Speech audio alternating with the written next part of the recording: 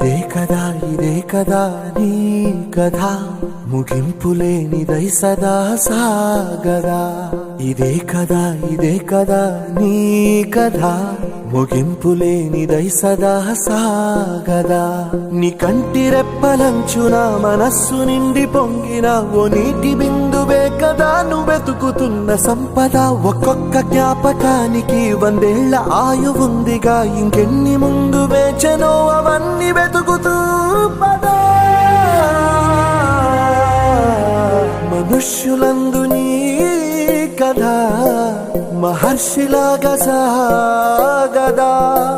మనుష్యులందు నీ కథ మహర్షిలాగా సాగదా.